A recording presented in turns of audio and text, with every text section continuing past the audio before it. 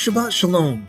Today, I want to cover the celebration of Purim. It's not one of the appointed feast days. In fact, we're celebrating it this Shabbat. That's why I don't have a service to present to you. But I did want to cover Purim, the story of Esther, where it shows God's deliverance of his people.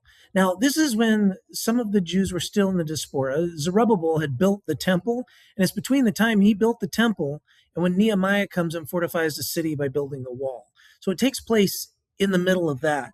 Now, something that I thought was really cool about this, that these are some of the people that haven't returned to Jerusalem yet, and so they're out. Now, I've always heard of this story, but I didn't connect it with something that I learned in high school that I always thought was interesting, where I don't know if you've heard of the Spartans, where there was 300 Spartans that the Persian army was coming in to destroy Greece was the idea. And they stood, and it was in a pass, and they withheld. Their general or their leader was great with different types of warfare. Heard things about them holding their shields all together to make an impenetrable shield. And at some point during the battle, their leader died, and that's what ended up, he ran out of tactics. And so the army came through.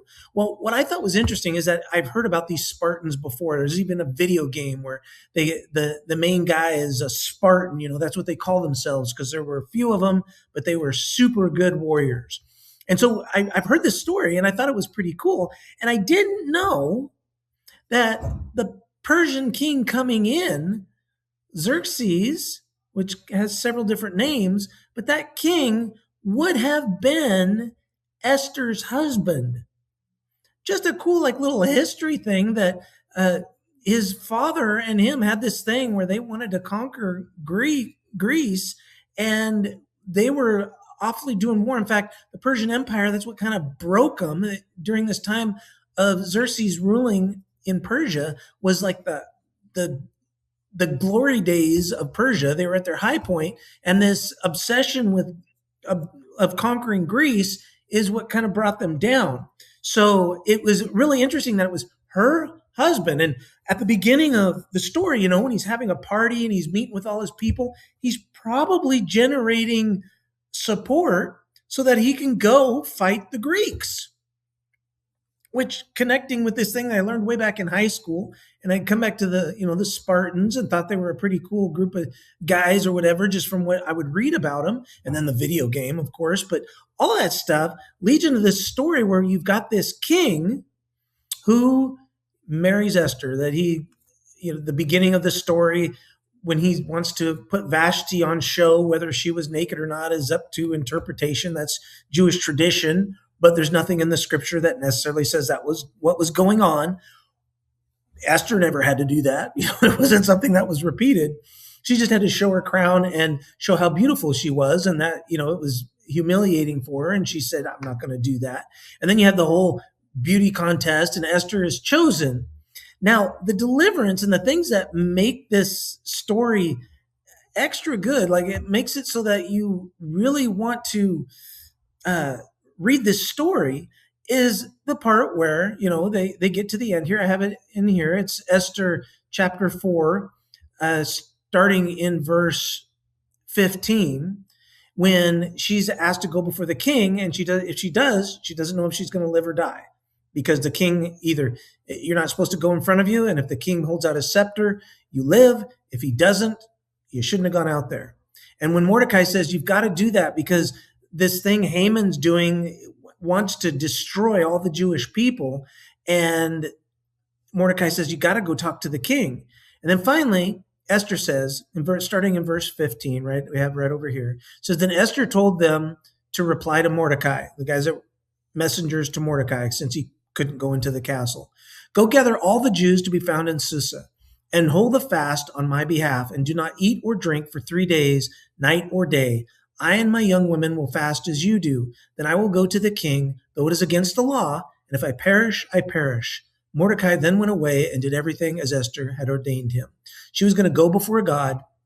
They're going to pray, and then she's going to go before the king and ask the king for mercy for her people. Now, this story is worth reading, but what you will notice in this story, you see God all over it even though God is not mentioned in the story. They are followers. Why are they fasting for 3 days? Because they're going before God. They're petitioning before God. Please, Lord, help us and help Esther when she goes before the king, King Xerxes. And King Xerxes accepts her. And then you have the whole story of her supporting Esther, finding out that she's Jewish, Haman, and his humiliation when he goes against Mordecai. It's a wonderful story. And reading it for Purim is a good idea. And while you're reading it, realize that they don't mention God. And I think of that like, how does that apply to us? Well, you think of our lives where you're living your life and you're going, oh man, God's just not speaking to me. I'm not hearing God. I'm not seeing God.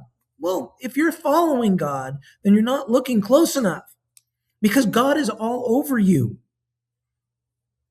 If you're not following God, then obviously, hopefully you're looking and you'll see somebody that God is all over and go talk to them. But in this story, they don't talk about God at all, but you will see him all the way through it. He's the one that changes the king's heart. He's the one that sets this whole thing where Haman is humiliated and the king has a love for Esther. You see that Mordecai overhears things at the right time, relates it to the king, and then eventually it comes out at the right time and saves the people. God is so in this story, even though he's not mentioned. And that's one of the reasons why during this story, if you see people celebrating it, they might dressed up in costumes, and it's just kind of a celebration time of God delivering the Jewish people. But they're dressed up because the idea is you might not be able to see what is actually going on, the real person, because of the disguise, because of the situation, because of what's going on before you. You may not be able to see the real thing, but he's there. You don't change if you're wearing a silly costume. You don't change, but you're there. And that's what this story tells us, is that no matter what you're going through, no matter if you're feeling alone, no matter if you're unsure of what's going to happen next, God is always with you. I've had some horrible things happen in my life. And I can tell you, I don't understand why they happened. And when I go to the pinpoint of it, I still don't understand why, but I see God all the way before and all the way after because he's there. And that's what the story of Esther tells us, that God is on your side. God is there for you. I hope this has blessed you. I hope you have a good Purim. I hope you read the story of Esther, or at least listen to it, a reenactment of it or something, and realize that God was there with Esther from the very beginning when Vashti was called out to parade and she got fired from being queen, got the big thumbs down for being queen. God was there arranging things so that his will be done. And he's not mentioned at all. But pray for discernment, read this book of Esther, and you will just be amazed at how much God is there, even though he doesn't speak out loud. They don't address him directly. Be blessed.